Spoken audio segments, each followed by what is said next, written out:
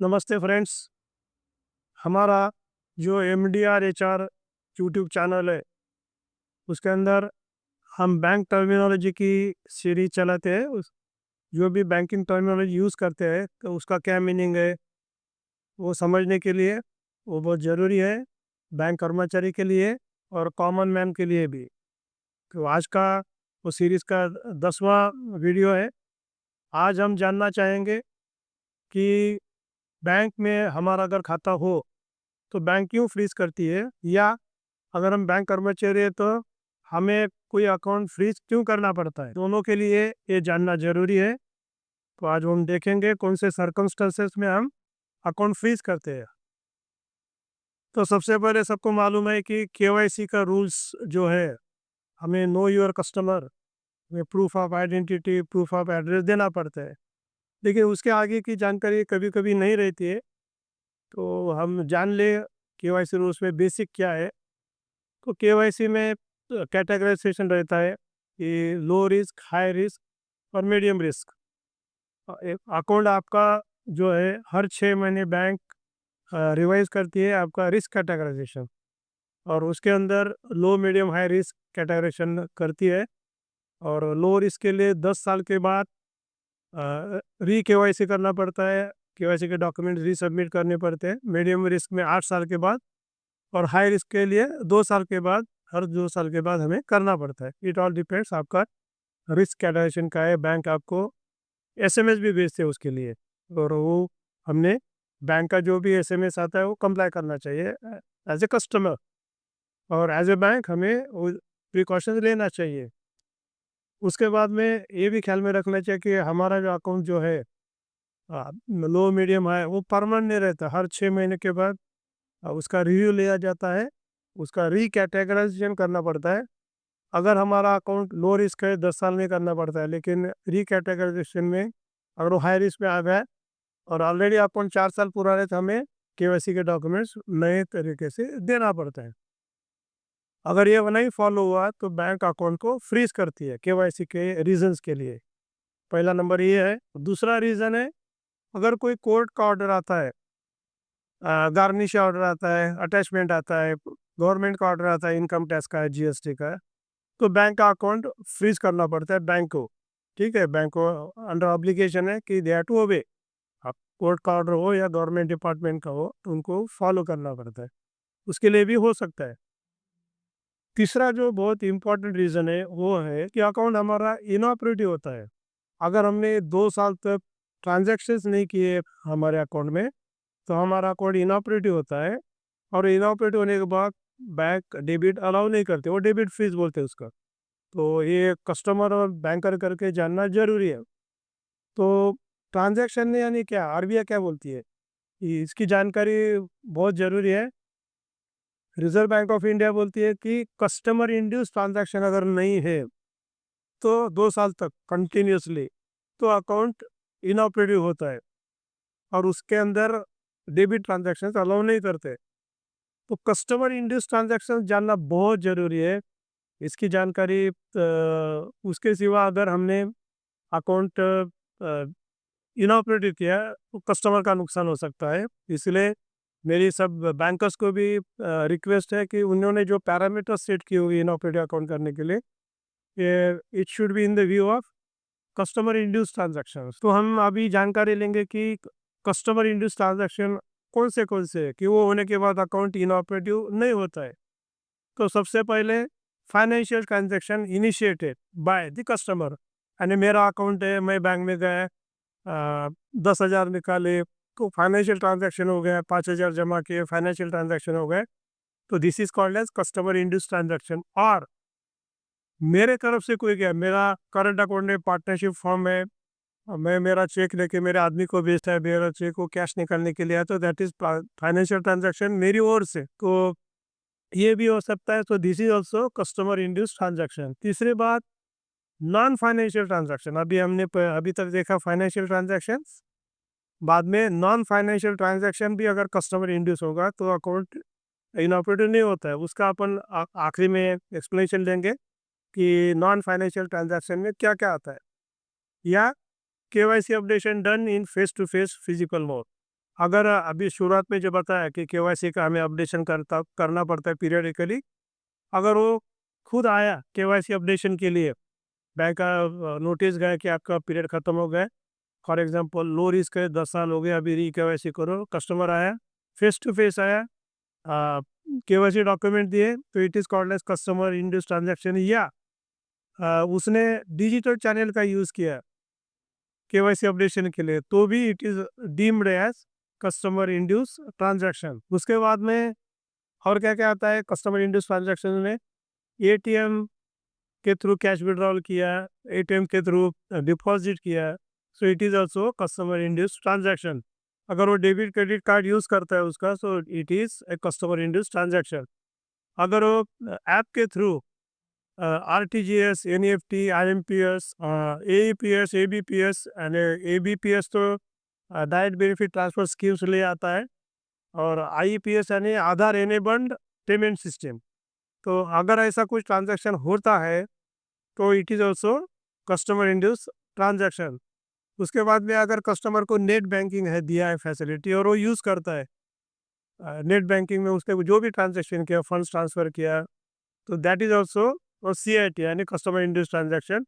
Debit card हमने दिया है उसको, वो यूज़ कर रहा है, तो that is also customer induced transaction. अगर हमारा कस्टमर क्लियरिंग के लिए चेक देता है जमा करने के लिए, या इश्यू करता है उसके अकाउंट में डेबिट होता है, तो that is also customer induced transaction. Demand draft लेता है वो बैंक में आता है, डीडी इश्यू लेता है, so that is customer induced transaction.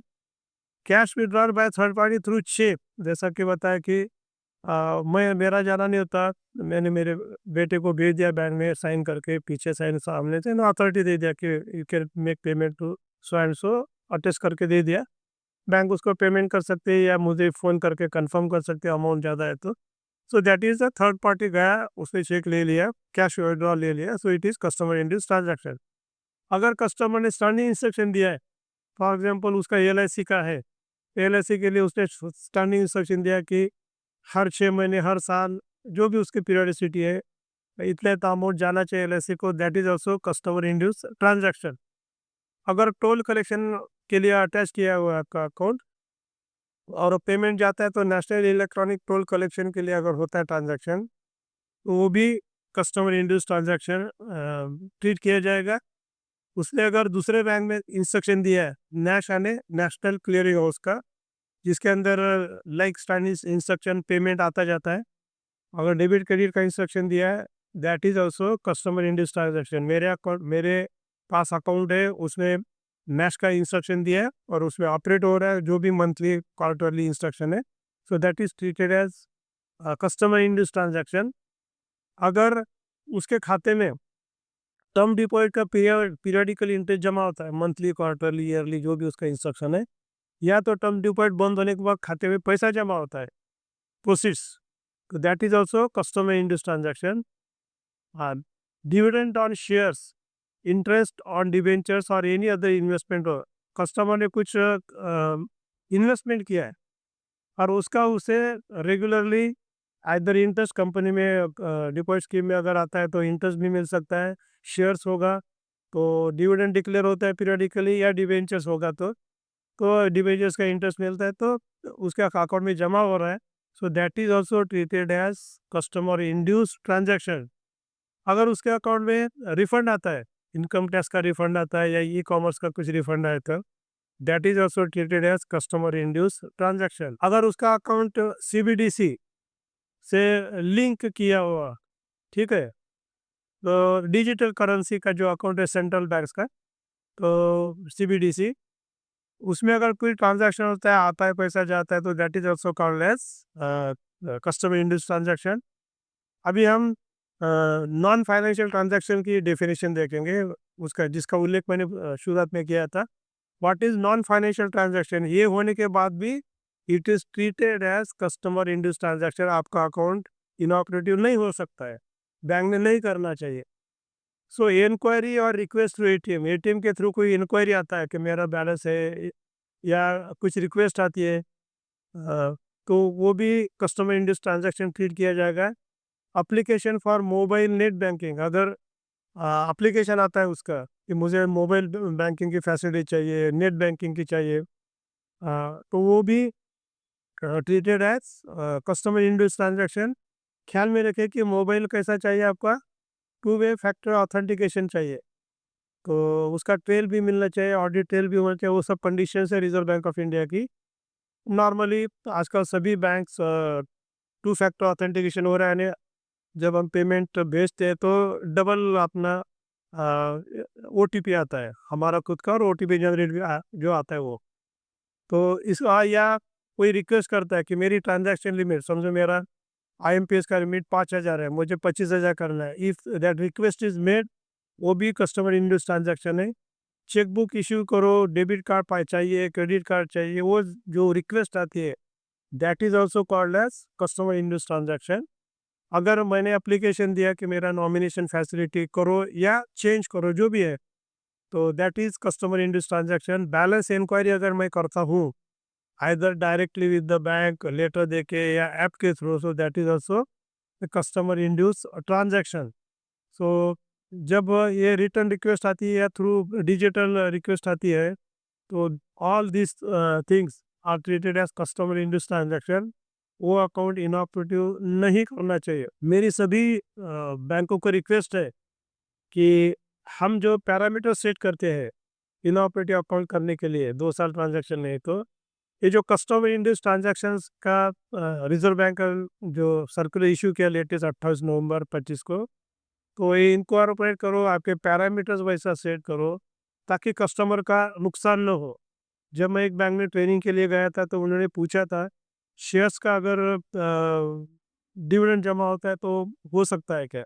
सो वो हो सकता है, क्योंकि अभी specifically it is mentioned in the circular कि डिविडेंड और शेयर्स, इंटरेस्ट और डिवेंचर्स और एनी अदर, हमारे जो कोऑपरेटिव बैंक के शेयर होल्डर्स है उनका अगर डिविडेंड उसके अकाउंट में जाता है तो it is treated as now, that is my interpretation, customer induced transaction.